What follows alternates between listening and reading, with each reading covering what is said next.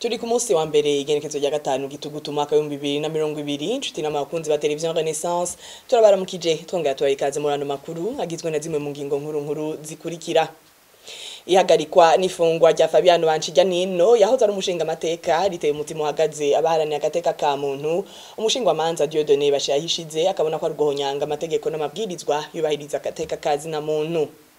Kwigenekezo rya gatanu gitugutu ko mwaka utashe isi yose irahimbaza umunsi mpuzamakungu hari umwigisha Elali Nibizi yigeze kuba twara sendika y'abigisha STEB akabona ko uyu munsi umwigisha mu Burundi atagifisa agaciro kuko leta itamuha ikibanza kandi ititwararikana ko kazoza kiwe. Mu gisata c'agateka kazi na muntu naho muhari iteka ubona ko itosekazwa ry'agateka ka muntu ritera ryunyuka aho mu cegeranyo c'amezi 3 c'iryo shirahamwe havugwamwo amabi atandukanye harimwo ukwicwa ukuborezwe gufa no gufatwa ku nguvu n'ibindi. Ikaze mwidonido.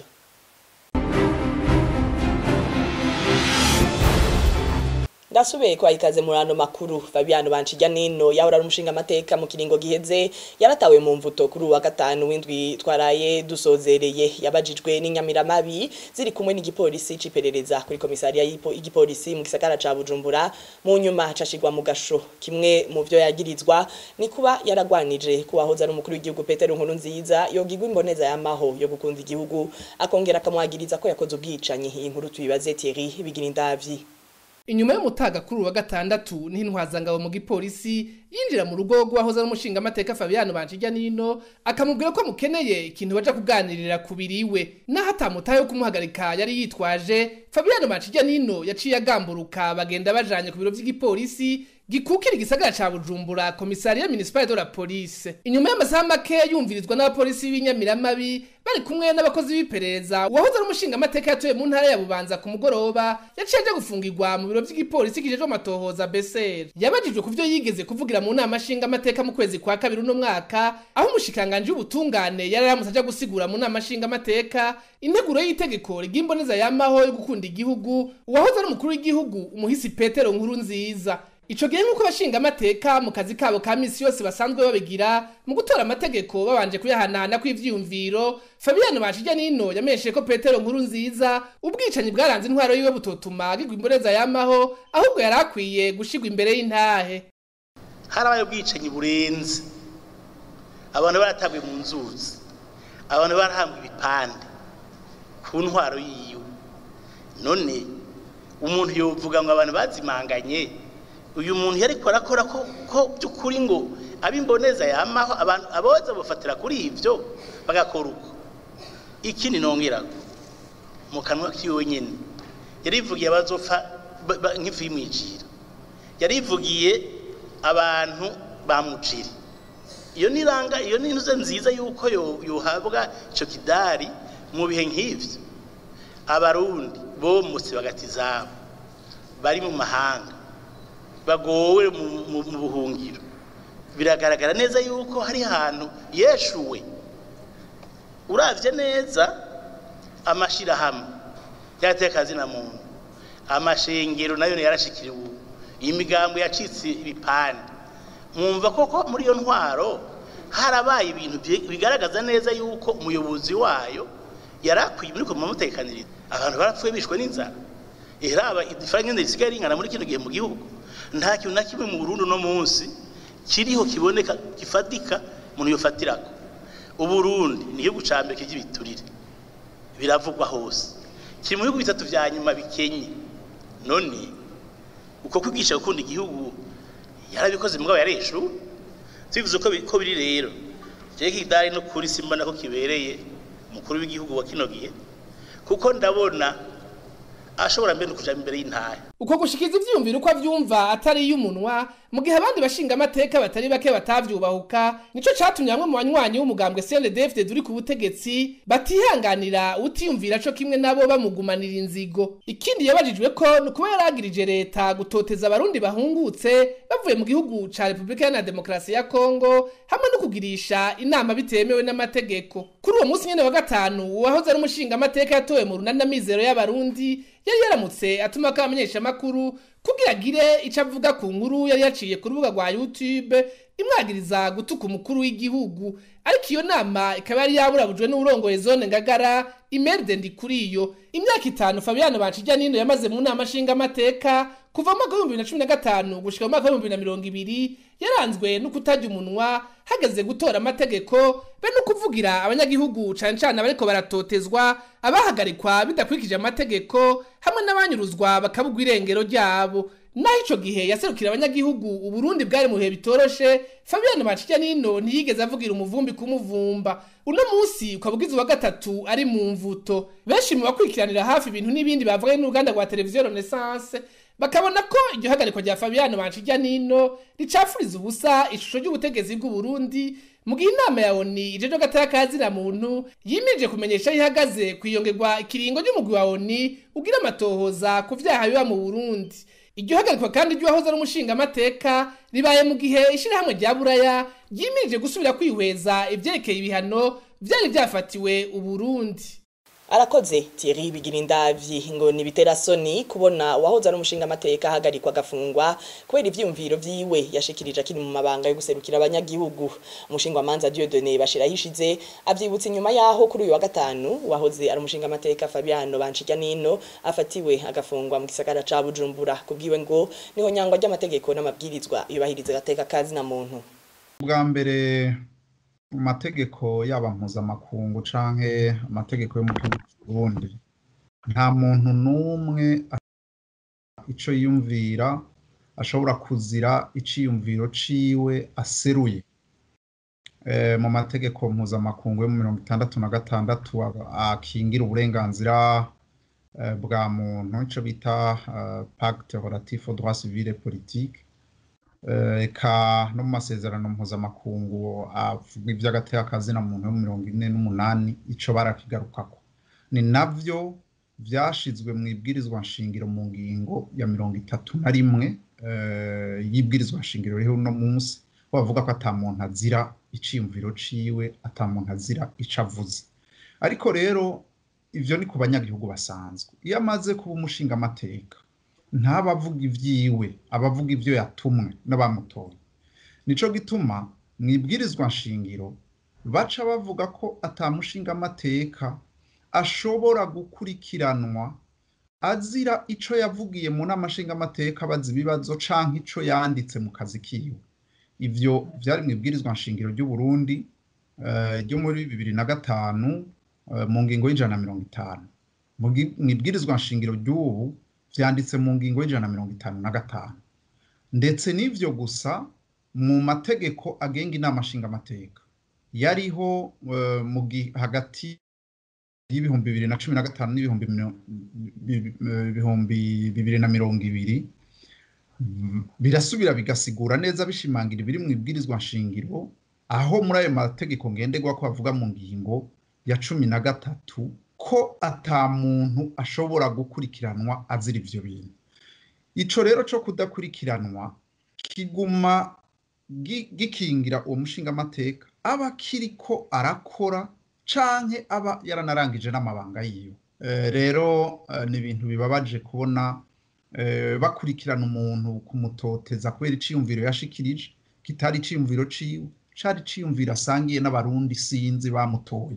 Rero ni ibintu vyerekana yuko demokrasi mu Burundi iri kwigenda isubira inyuma nk'ibirenge.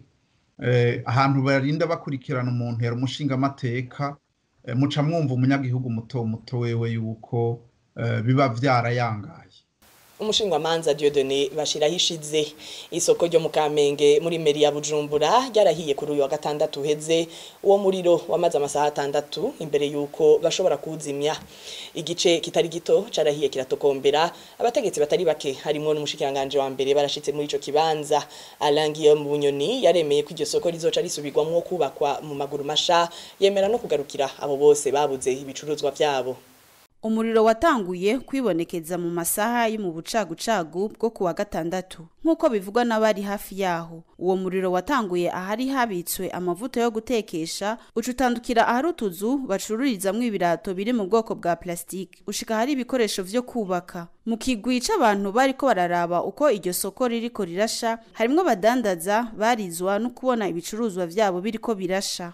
Nakina nashoboye kurokora batwanye nuko twinjira n'ubu batwankiye turi ha. Imodoka zo kuzimya umuriro zahageze zitevye uwo muriro umaze konona ibitari bike.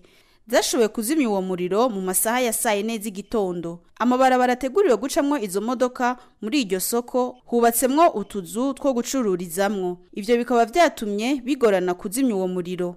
Umushikiranganje wa mbere aherekeje n'abandi bategetsi batari bake yaremeye ko ahononekeye abazohasubiramwo bidatevye. General Alengiyom Bunyoni yaramenyesheje ko leta izogarukira ku bantu ibicuruzwa vyabo vyahiye. Rero ni nayo mpamvu twasavye meri hamwe n'ubushikiranganje bujejwe ibikorwa vya leta kugira ngo bihute cyane gukuramwo imicafu y'ivyononekaye no mu gusubiza isoko ibuzima kugira ngo ibikorwa bibandanye vuba baheze barisanure vuba byihuta. Twasabye umushikiranganje wo gufatana mu nda kugira ngo nawe ashobore gukorana n'ababijejwe barabe ico bofasha kuko turazi yuko hariho ushobora gushikirwa n'izi ngorane agahinduka naho nikora kubera ingo zitandukanye z'agatahe yarafise. Hanyuma turazi yuko benshi bari bafise ibitahe bafise n'amadeni bagiye bafata mu mabanke mu makoperative mu microfinance. Turasaba bene kubaha imitahe ko nabo ntibabandanye babakata amafaranga y'inyungu babanze barindire kugira ngo abo bantu nabo basubire gutohoka. Gushika ubu ivyononekaye ntibirashoboka kumenyekana, ariko abari hafi y'iryo soko igihe ryariko rirasha bavuga ko igice ca gatatu c'isoko gishobora kuba carahiye. Bukaba ari ubwa kabiri iryo soko ryo mu Kamenge rihiye. Ubwa mbere hari mu 2012. Muri iyi myaka ibiri ni isoko ry'umunani rihiye mu gihugu. Clementine Kanyamuneza arakenuye abantu 198 barishwe, ibiziga 72 bikaba byaratowe mu bice bitandukanye, abantu 13 bakaba baranyurujwe, 44 barasinzikarizwa ubuzima, abakenyezi n'abigeme 30 barashurashuzwa ku nguvu, abantu 407 nabo bakaba barahagaritswe batakurikije amategeko. Ivyo bitigiri tubisanga mu cegeranyo cishiramwe rigiteka gihuriranye n'amezi 3 aheze. Uburundi buramutswa indongozi nshasha bivugwa na Ancher niko yagize arongoye uwo muhari muri iryo shiramwe bakabona ko ibintu bitera vyunyuka mu bijanye no kubahiriza kiremwa muntu. Muri aya mezi 3 ndetse mbere asa ahuriranye n'amezi 3 leta y'u Burundi iramutswa no bivuga abatware bashasha kugenda mashasha liteka ashoye kubona ko abantu 198 bishwe. Muri abo hari biziga byatowe hirya no hino 72, hari abantu 13 banyurujwe, 44 barasinzikarizwa ubuzima, 30 barashurashuzwa ku nguvu, amajana 7 barahagarikwa bidaciye mu mategeko. Muri liteka ikituragishinga cyane nuko ubu tubona ko nta n'umugwi n'umwe bakigera umutwe kuko ayo mabakogwa dusanga harimo nk'akarorero abafasoni 26 barishwe. Muri abantu bose bishwe akaba abana 27 hama ndetse mbere no mu banyurujwe harimo abapfasoni 2 n'umwana umwe. Bikibonekeza ko no mu bahagaritswe nabo nyine naho nyine uwo mugwi wabanda utasigaye inyuma kuko harimo abadamu 2 bahagaritswe hama n'abana 85. Turiko turaraba aho kutera bitera imbere ahubwo vyarunyutse. Dufatira ku biharuro, kuri izo biharuro tuvuga uravye amezi 2 canke amezi 3 ya nyuma ku ntwaro ya nyakwigendera Pierre Nkurunziza, biraboneka ko ahubwo aho gutera bije imbere vyayangaye hicwa hapfa benshi, hanyuruzwa benshi, novuga hagaruka ku nguvu benshi uravye muri kino gihe birateye n'ubwoba. Encher niko yagize umukuru w'ishiramwe ry'igiteka. Uyu munsi turamutse duhimbaza umunsi mpuzamakungu hariwe abigisha, umunsi uhimbazwa buri genekezo rya gatanu gitugutu ku mwaka utashe kuva mu mwaka 1994. Uyu munsi rero ugeze mu gihe hariho abarimu b'abarundi bahunze igihugu cabo, bamwe muri abo barashoboye kuronka ubuzi bwo kwigisha mu bihugu bahungiyemwo. Deo Gasamagera n'umwigisha w'umurundi yigisha ku ishure ryisumbuye rya Kigali, avuga ko uyu munsi ushitse abarimu atakazi bafise bitewe n'ikiza ca COVID-19 amashuri akugara. Uyu munsi rero ushitse mu gihe ibintu bitoroshe mu bijanye n'uburezi, cyane cyane kubera ikiza ca coronavirus cateye iki gihugu kiduhaye indaro. Kuva itariki 14 z'ukwezi kwa gatatu muri uyu mwaka amashuri akaba yarahagaraye. Yego novuga rero ntivyoroshe kuko abarimu benshi uyu munsi ntibari ku murimo, nabo twari tugejwe kurera nabo nyene uyu munsi bari mu ngo zabo ntibashaka gushika ku mashuri. Ugasanga rero ntivyoroshe cyane mu buzima, cyane cyane ingene imibereho y'abantu twari dusanzwe dutunzwe n'uyo mwuga, ariko ubu abenshi muri twebwe bakaba atakazi bariko barakora. Leta iduhaye indaro nuko yogerageza uko ishoboye kose, naho ibihe bigoye, kandi ndayizigiye cyane icyo kintu iriko iragikora, nuko boraba uko amashure yosubira kugurura, kuko cyane cyane abanyeshure twari tureze ni wabibabariyemo cyane. Bamaze amezi 6 batariko bariga abenshi, kuko si bose bahabwa ayo mahirwe yo kwiga hakoreshejwe ubuhinga bwa none. Ikindi nosaba nuko nyene leta y'u Rwanda nkuko irabikora muri iyi minsi, yogerageza ikafungura ayo mashure kugira ngo n'abarimu ubuzima bwabo bushoboye kubandanya, kuko na kare batunze imiryango itari mike. Tukiri kuri iyo nkuru nyene, ngo umwigisha mu Burundi nta gaciro afise uyu munsi kubera ko leta itamuha ikibanza ngo imugishe inama mu gihe iri kirategekanya integuro y'ivyigwa, gutyo ngo umwigisha agata agaciro ku bikorwa vyiwe no kuri kazoza kiwe. Ivyo nibivugwa na Berali Nibizi, inararibonye mu mwuga w'ubwigisha, akaba yahoze arongoye Sendika STEB mu Burundi. Abigisha b'abarundi bari mu bihe bitoroshe. Mu bisanzwe birazwi yuko umwigisha yamara kirumara kandi igikorwa ciwe kidasubirizwa mu ishure no mu buzima bw'igihugu. Barazi yuko kazoza k'igihugu gahagaze kuri we, kuko gahagaze ku ndero, nawe n'inkingi y'indero. Ariko muri kino gihe mu Burundi abategetsi baragira imigambi, bagategekanya ku by'ishure, ibyo guteza imbere ishure, iby'akazi, iby'ibikorwa ibyo ari byo byose, hama bakarengera umwigisha ntibamugisha inama. Igihe bariko baragira imigambi yo gutegekanya ivyiyumviro vyiwe ntibabifatireko, hama hageze kubishira mu ngiro ugasanga babishira mu ngiro bakurikije ibihe vya politike.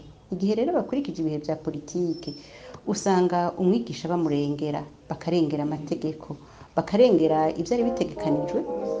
Umwigisha nawe agaca yituna bugatondera, kubera yuko akoreshwa n'ibihe vya politike. Umutegetsi ahari akabifata uko agomba, umwigisha nawe yamaze kurengerwa bica bimunanira ingene ashobora gufata ingingo y'ukurera ari mu ishure. Uca usanga rero ibihe vya politike ari byo bitunganya ishure, umwigisha yagenda kubikora akurikije amategeko yanditse, akazungurirwa, akananirwa, akabura uwo basangira ibiganiro. Aho nta biganiro usanga baronka muri ivyo byo gushiraho amaprograme yo kwigisha, muri ivyo bijanye n'ivyo guhindagura akazi, no muri ivyo bijanye n'ivy'imishahara yiwe. Ibiganiro aho bigeze bakabita ngaho, ntibashake yuko bisozerwa ngo leta ico yemeye ihezigishire mu ngiro. Uca wumva neza rero yuko umwigisha acarata agaciro ku bikorwa vyiwe no ku kazoza kiwe.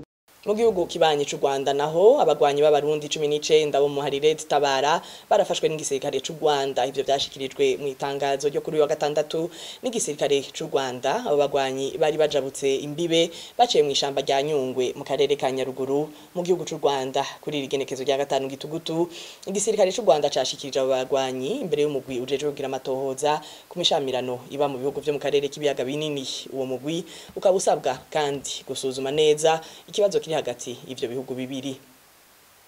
Imbere yo gusozerana makuru naho iminsi amajana 350 irarumanye bagenzi bacu bane bikiye makuru iwacu bafungiwe mu ntara ya Bubanza ku munsi wa gatanu igenekezo rya gatanu ruheshi senari subiramwe imanza ya ntangwa yafashe ingingo yo kubakomiza mu mvuto kwa 30 uwo mwaka nyine bacira umunyororo w'imyaka 2 n'igice hamwe ni hadabu ringana n'umuriyoni umwe na senari nkuru y'igihugu mu ntara ya Bubanza Christine Kamikazi Agnes Ndirubusa Terence Mpozenzi na Egide Aririmana bafashwe kwa 2022 gitugutu mwaka mu ntara ya Bubanza aho bari bagiye mu kazi kabo ka misi yose bagirizwa gushaka guhungabanya umutekano w'igihugu. Aha ni naho makuru twabateguriye agarukiye tukaba twashimiye mwebwe mwese mwakurikiye n'abagenzanje bamfashije kuyatororokanya naho ubutaha.